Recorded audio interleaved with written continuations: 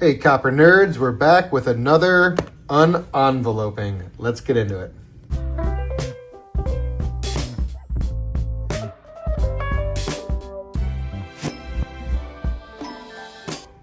This video might be a little bit chaotic. I just got back from dinner and beers with my buddies, and the dryer is going in the background and the air conditioning is going, so not that my sound quality is usually great, but this should be worse than average. This is a fun little coin I picked up from my coin friend Solomon. He is 11111 Aspen, 5 ones followed by Aspen on eBay. And, oh, there's a bonus in here. There is a bonus. Holy smokes. Holy smokes. Hope you could restore this token. That is an interesting one. It's got sort of some... This is a bonus coin, guys. I'm just being excited. It's got sort of some rainbow toning and a big old thumbprint on the face. So, yes, Solomon will give it an attempt. Oh, wow. Yeah, that toning is unusual. I'm not sure what kind of environmental condition would have caused that, but we will definitely give it an attempt, at least with some acetone on that thumbprint, although it may be tough to get it. We'll see. We'll look at that one when I'm 100% sober instead of whatever state I'm in right now. Okay, here is what I had ordered. So Solomon has a large percentage of the Gallery Mint Museum's inventory that he had purchased at some point when Ron shut down that operation. I've been buying Gallery Mint stuff for a while now from Solomon. And since I have started buying Gallery Mint stuff, Ron Landis, who is the proprietor, he has passed. So I've been trying to stock up on a little bit more of Ron's stuff. Now, this one, and I'm gonna have to show you some pictures to really illustrate why I got it. I picked up this 1794 reproduction from the Gallery Mint to show off flow lines. So let's get into this one. I will show you some photos. But when I saw Solomon's pictures of this one in his listing, I was really impressed with just how well it was showing off flow lines. And what I'm talking about is you'll see around the edges there, you can see it right around the edge. You'll see all those lines from where that copper was flowing across the face of the die and wearing those flow lines into the face of the die. And then those are reflected on the obverse image of the coin. So, without further ado, look at that luster. Holy smokes. Let me show you a couple of photos.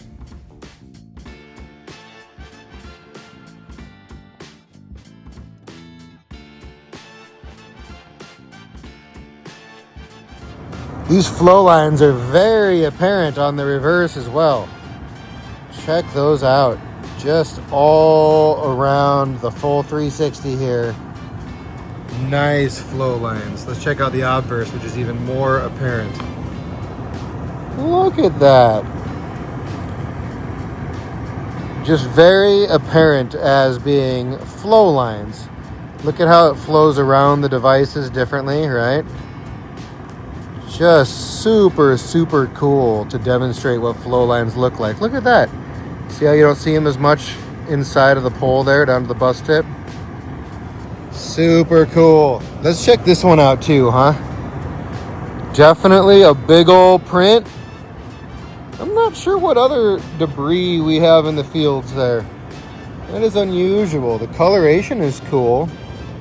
When we go back inside, I'm going to try a little acetone just to see what it does. There's that reverse. I love the reverse just the way it is with that sort of out of nowhere uneven rainbow toning.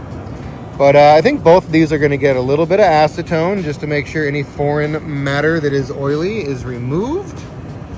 But I just cannot get enough of these Gallery Mint coins. For $1, 100, and then the bell, which Ron often used.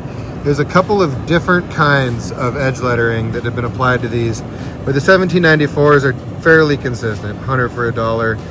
The one that I have that is Got that forced patina on it. Has a different edge lettering device that also includes GMM for Gallery Mint Museum and RL for on Landis. See, there's a little spot of toning right there that we'll see if comes off. Man, I'm a mess, you guys. I got barbecue on my fingers. That's definitely barbecue sauce. I was just at a barbecue joint having beers with some buddies who were in town. So I'm a little out of pocket on this one. Forgive me. And a gnat. Look at that little guy. Good news, guys. It's a new day, and I have learned to not drink beers and then try and make content because that was a mess. Let's pick up where we left off. So, this is the coin with the flow lines we were looking at. I keep saying coin. Obviously, it's a replica. I know that I'm using some incorrect terms here, but, you know, forgive me for that. But please understand that I know the difference. One thing of note is that I did dip this in some acetone. And remember that spot of toning on the reverse that was right there between states and of? That is gone. That came right off. This is a wonderful looking example of a Gallery Mint reproduction. Those flow lines are really neat. I'm still studying flow lines a little bit, but you have different kinds of flow lines. You've got the flow lines that just give you luster generally, right? And they do radiate out from the center as the metal flows over the dies. But what we're seeing on this Gallery Mint piece is not just the flow lines that create luster. We're also seeing damage to the die from erosion. What you were seeing there is not just unique to this individual coin. This must have been late in the run. And I'm gonna do a little more research, and I'm gonna send this video to Timothy over at Gallery Mint, who worked with Ron, just to see if he has any thoughts for me. And maybe he's still got the dies. That would be really neat if I could follow this up with a photo of the actual dies that show the flow lines in it from erosion.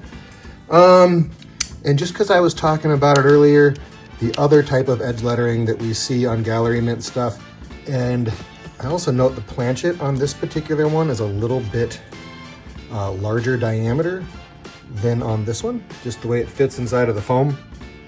But this is also the 100 for $1, but instead of the bell, it's got stars and RL for Ron Landis and GMM for Gallery Mint Museum. So that's the other type of edge lettering that you'll see on Gallery Mint 1794 reproductions. This is how I get my stuff inside of the foam, just with my shirt, because I don't want to stick a thumbprint on it. The other one has been sitting in acetone overnight, the one that had the kind of crazy toning. I have not looked in there today, so let's just take a look.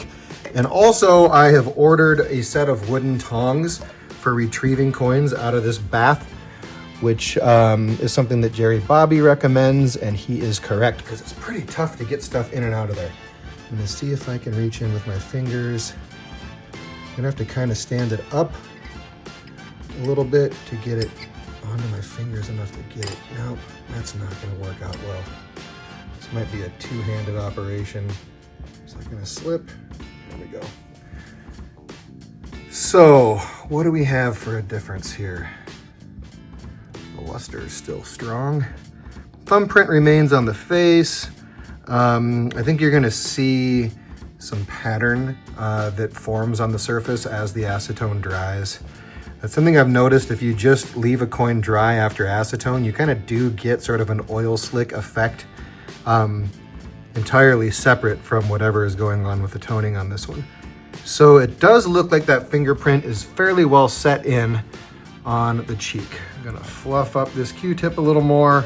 I'm not gonna go out this aggressively. I do not want to damage the surface of the coin. I just want to see if any light encouragement does anything, and it doesn't appear that it does,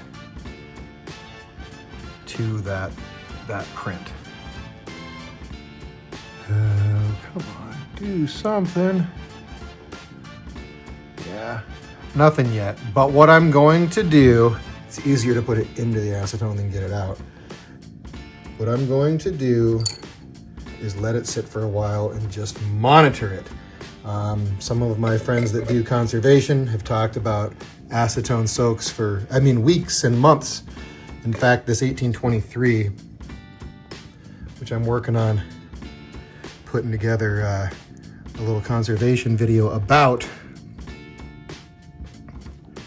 had a lot of black buildup in the stars, and that certainly is less than it was some weeks ago. I'm not sure why we have that sort of green halo on everything. That's a little bit unexpected, but then again, that might just be what remains after the black junk came off. So there's still some buildup around that star. Look what the acetone does to your skin, by the way. Probably really should be wearing gloves. I'm gonna give it some more time because I need what's around that star to continue dissolving, but much of that black has dissolved off. What's under it is green, which makes me a little bit nervous. I wanna see what just a touch of oil does to that green color, if it remains green under oil or not. Let's just put a little bit there. Yeah, that's good. It looks like, sorry, I was a little off screen there.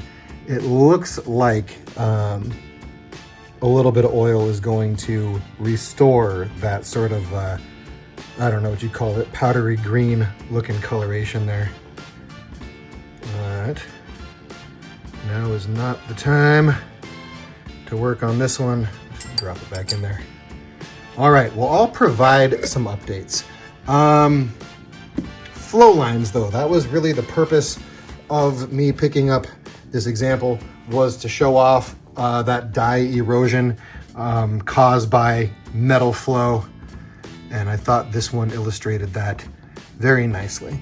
So I'll throw a couple more photos of that in at the end. If you have any thoughts or comments or know more than me, hey, Joe Panessa, if you're watching, let me know what your thoughts are, even though Joe and I did talk a little bit, and he generally confirmed that he thinks that my explanation of this being flow lines that have eroded into the dye is plausible.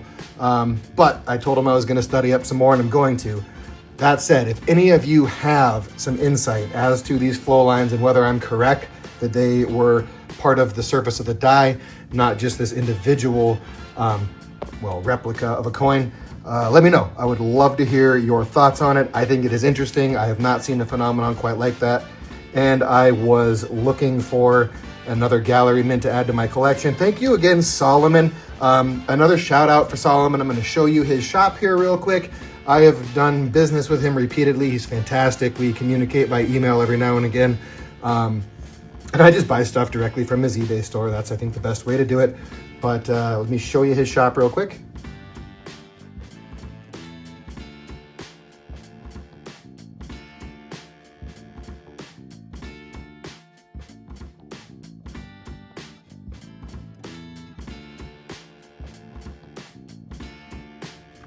And I appreciate you bearing with me on this one. Not my best work, but I do want to get this video up because I do really think this is interesting. And perhaps I'll do a follow-up. I will do a follow-up. I'll do a follow-up on the one we're conserving. You're going to see that 1823 N2 later.